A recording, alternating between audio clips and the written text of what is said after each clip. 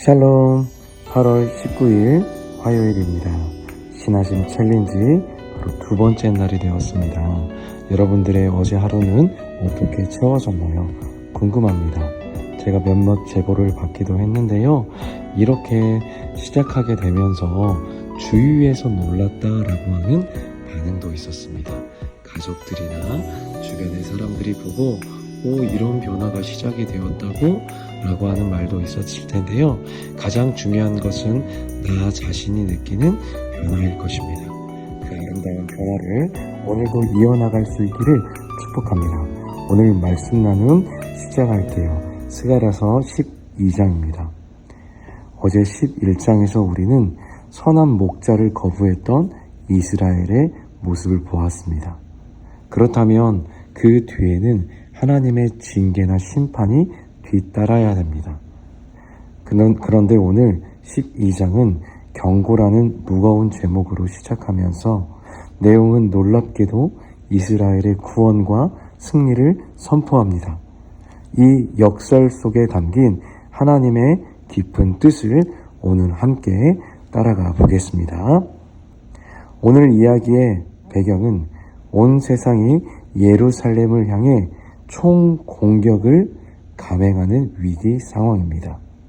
이 위기는 사실 그들이 하나님의 보호하심을 스스로 거부했기 때문에 그들 스스로가 자초한 심판의 과정입니다.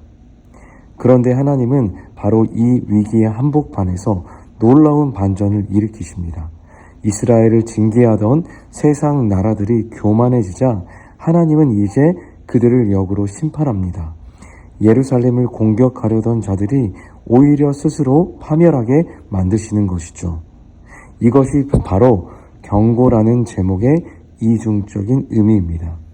이 사건은 세상에게는 멸망의 경고가 되고 이스라엘에게는 그들을 낮추신 후에 다시 건져내시는 구원의 메시지가 됩니다.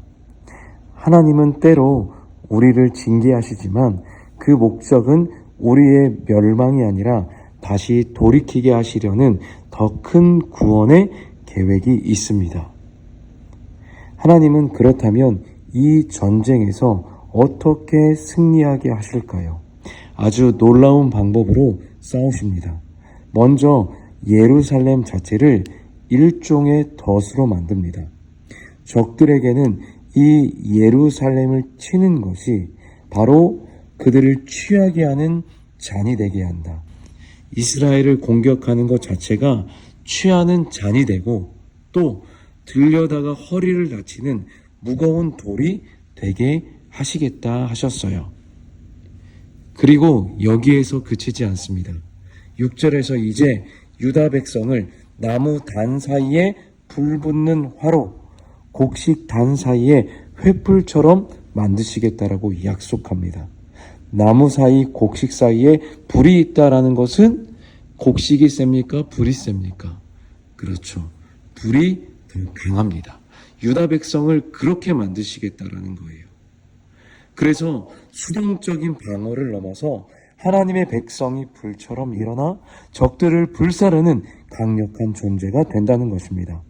그런데 이 모든 놀라운 승리 속에서 하나님은 이 승리의 의도를 7절에서 밝히세요. 바로 중심부인 예루살렘이 아니라 가장 연약한 변두리인 유다의 장막을 먼저 구원하신다는 겁니다. 왜일까요? 아무도 이 승리를 자신의 힘이나 자랑으로 삼지 못하게 하시려는 것입니다. 이 모든 승리가 전적으로 하나님의 능력임을 모두가 알게 하시는 것이죠. 자, 이렇게 하나님의 은혜로 완전한 승리를 거둔 백성들은 이제 무엇을 할까요? 오늘 말씀의 진짜 핵심은 바로 여기입니다.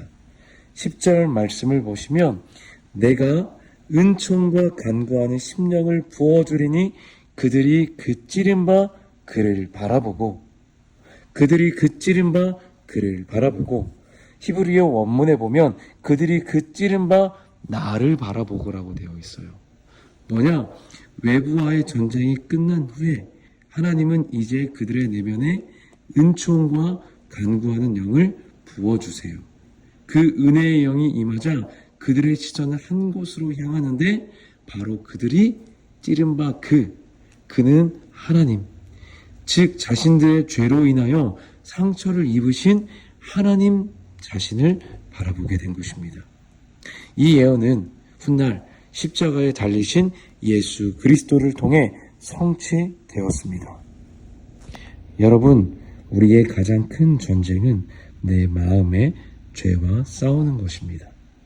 십자가에 달리신 예수님을 찌른 그 못이 바로 내 손으로 한 것이라는 사실을 깨달을 때 우리는 더 이상 다른 사람을 탓할 수 없습니다.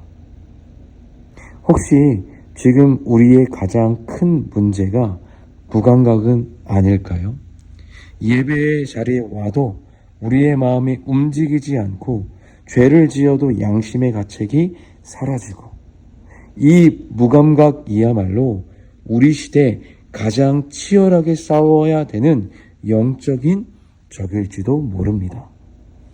이 싸움은 결심으로만 되지 않습니다. 은총과 간구하는 심령, 곧 성령께서 부어주시는 은혜로만 이길 수 있습니다. 그런데 성경은 그들의 애통하는 모습을 마지막 부분에 묘사하는데요. 한 가지 단어를 계속해서 반복합니다. 바로 따로라는 단어예요.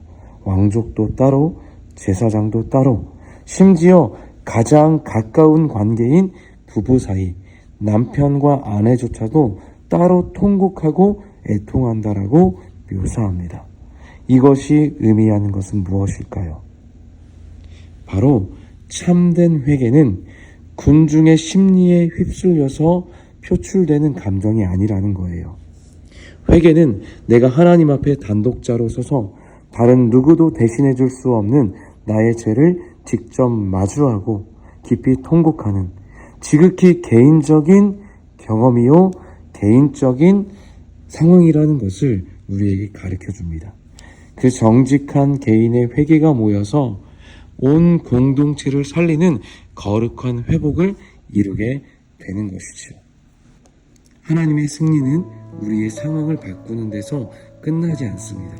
진짜 승리는 무뎌진 우리의 마음에 깨어나 다시 주님께 붙들리는 것입니다.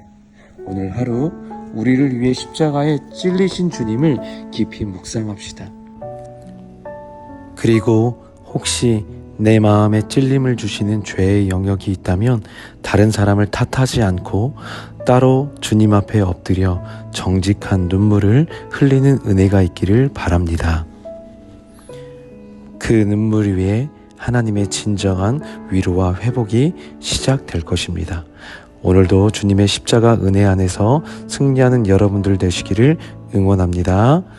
신하심 챌린지 2일차 오늘도 승리하는 여러분들 발금동이 될 수 있기를 축복하고 응원합니다. 화이팅!